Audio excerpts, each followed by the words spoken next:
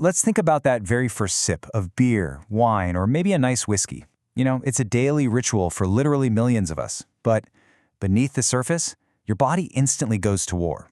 It fundamentally considers this stuff a toxin.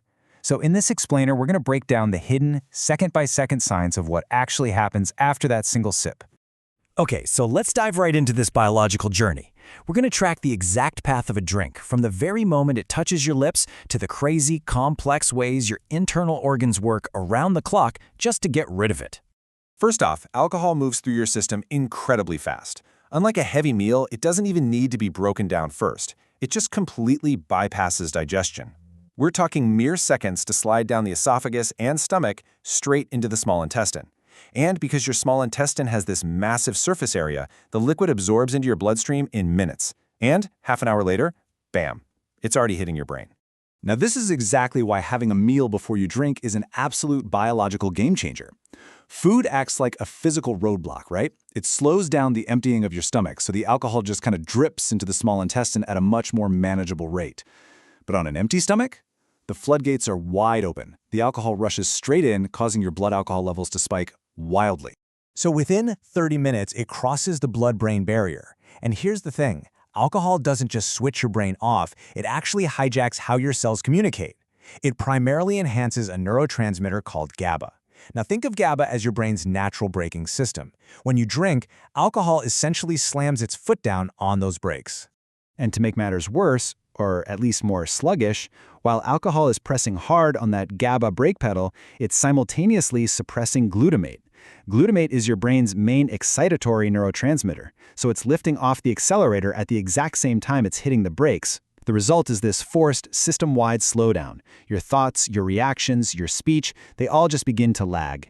This chemical slowdown hits your prefrontal cortex, which is basically the center of judgment and self-control, incredibly hard. As activity drops there, your anxiety fades. You start to feel relaxed, super talkative, and highly confident. But honestly, it's kind of an illusion. It strips away your self-control and completely masks your ability to even realize you're making impulsive decisions. You feel like a superhero, even when you are totally compromised. Then, as your blood alcohol levels keep rising, the physical effects really start to spread. Your cerebellum, which is your body's command center for coordination and balance, becomes compromised. Those vital, lightning-fast signals between your brain and your muscles, they become sluggish and imprecise. You might stumble or drop things. And this is exactly why getting behind the wheel is so incredibly lethal. Those delayed split-second reactions can literally be fatal. Let's move down to the cardiovascular system. Your blood vessels right near the skin start to widen out, which gives you that classic flushed face and a really cozy sensation of warmth. But watch out, because it's a dangerous biological trick. Despite feeling warmer, you're actually shedding your core body heat at a much faster rate, which significantly increases your risk of hypothermia if you're out in a cold environment.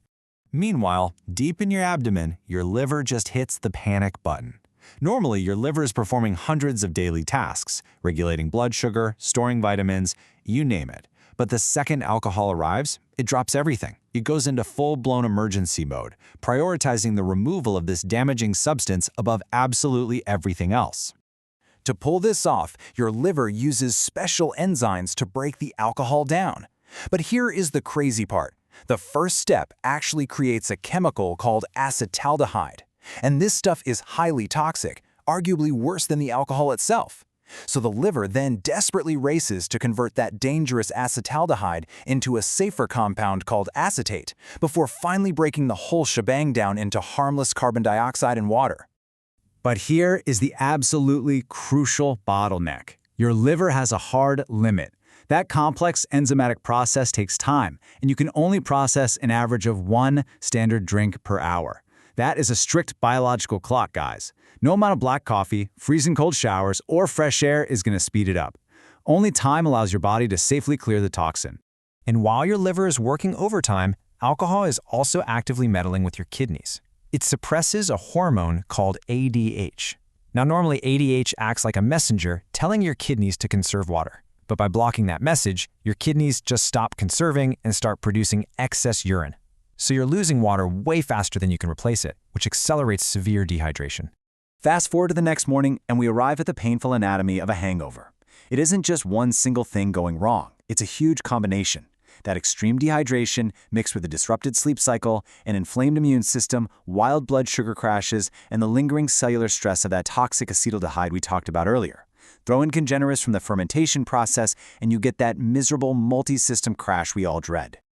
Now, while a single night out causes a temporary hangover, heavy, long-term drinking physically alters your anatomy. Over months and years, excessive alcohol can lead to severe organ damage. We're talking fatty liver disease or cirrhosis, where healthy tissue literally turns into scar tissue. It forces long-term brain changes, weakens the heart muscle, and significantly increases the risk of various cancers. However, and this is a really important however, it is absolutely essential to highlight your body's incredible built-in capacity for resilience. If drinking is significantly reduced or stopped before permanent scarring occurs, the human body can do amazing things. Your liver can actually clear out excess fat and repair itself. Your blood pressure stabilizes, and your brain's mental clarity and energy levels can remarkably restore themselves. It's a real game changer.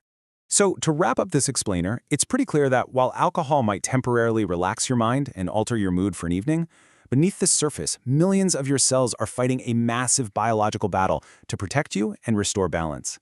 The next time you raise a glass, ask yourself, are you fully prepared for the invisible war you're about to start inside your own body?